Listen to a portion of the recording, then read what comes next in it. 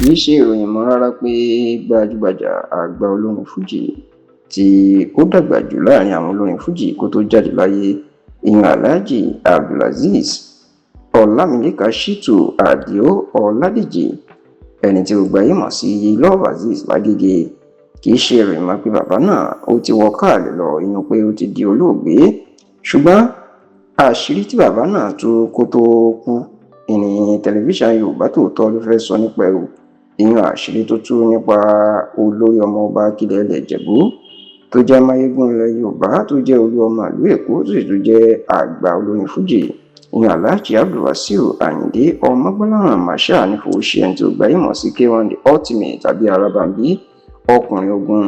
Àṣírí tí Love Azeez tó tú nípa K1 The Ultimate inú máa jẹ́ kí ọ̀pọ̀ àwọn èèyàn kan mọ nǹkan tó ń ṣẹlẹ̀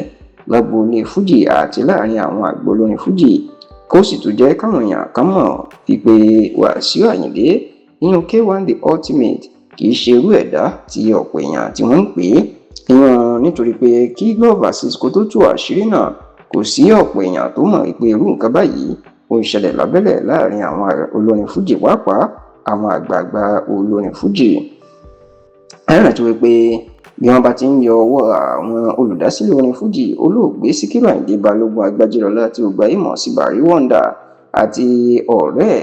àtẹnitọ́pọ̀yàn gbàgbọ́ pọ̀ ní igbákejì ẹ̀yìn Alhaji Abdulrazak Kọ́láwọlé Àyìnlá Ìlọrí, ẹni tí gbogbo ayé mọ̀ sí Kollington Àyìnlá tàbí Kébé Nkwara. àwọn àgbà olórin fújì tó tún kàn òun náà ó ní ara wọn ní Alhaji Love Azeez lágége wà. Yàtọ̀ sí eléyìí sì ní Love Azeez tó súnmọ́ Barrister nítorí pé àná ni wọ́n. Barrister fẹ́ ọ̀kan lára àbúrò Alhaji Love Azeez. Lọ́jọ́rú tí í ṣe Wednesday ọ̀sẹ̀ tó kọjá, ẹni Love Azeez dágbére fáyè lẹ́yìn tó ti lé ní 100 ọdún.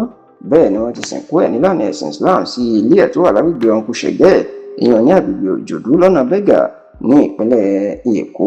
níbi tí ọ̀pọ̀ àwọn olórin fújì tí wọ́n ti péjú pésẹ̀ láti yẹ bàbá náà láti yẹ sí. ṣùgbọ́n o, Love Azeez kó tó kú inú tú àṣírí kan tí ẹnikẹ́ni ò gbọ́ rí iléeṣẹ́ tẹlifíṣàn Yorùbá Tòótọ́ ló sì tú fún nínú oṣù kẹjọ ọdún 2024 tí tẹlifíṣàn Yorùbá Tòótọ́ tá a lọ ṣe ìfọ̀rọ̀wérọ̀ fún bàbá náà ní ilé ẹ̀ ní Uncle Ṣẹ̀gẹ́ ní Òjòdú. ìní ó mà ti tú àṣírí nípa K1 The Ultimate. ó jẹ́ kó di mọ̀ pé K1 The Ultimate fún gbogbo àwọn táwọn jẹ́ àgbà olórin fújì, ó ń fún àwọn ní owó lóṣooṣù. ọ̀rọ̀ tí tẹlifíṣàn Yorùbá Tòótọ́ tó jẹ́ pàwọ́ lákọ́kọ́ gbé jáde ó sì dá awuyewuye ńlá sílẹ̀, nítorí pé ọ̀pọ̀ èèyàn sọ pé àwọn ò mọ̀ pé Wasiu Ayinde ń ṣerú nǹkan ńlá bẹ́ẹ̀ dìgbà tí Love Azeez tó tú àṣírí ẹ̀ fún Yorùbá Tòótọ́. tó jẹ́ pé bó tiẹ̀ jẹ́ pé àwọn àgbà olórin fújì kan wọ́n ti láwọn ò gbarú owó bẹ́ẹ̀ o, ṣùgbọ́n a tún ti padà rí àwọn àgbà olórin fújì míì tó fìdí ẹ̀ múlẹ̀ pé lóòótọ́ Wasiu Ayinde ń sanwó oṣooṣù fún àwọn, tó sì jẹ́ pé àṣírí yìí ni ó jẹ́ kí ọ̀pọ̀ àwọn èèyàn kí wọ́n yí ìgbàgbọ́ àtọ́jú tó fi ń wo Wasiu Ayinde padà wípé àṣé ọmọlúwàbí èèyàn tí ó ń tọ́jú àwọn àgbà ni.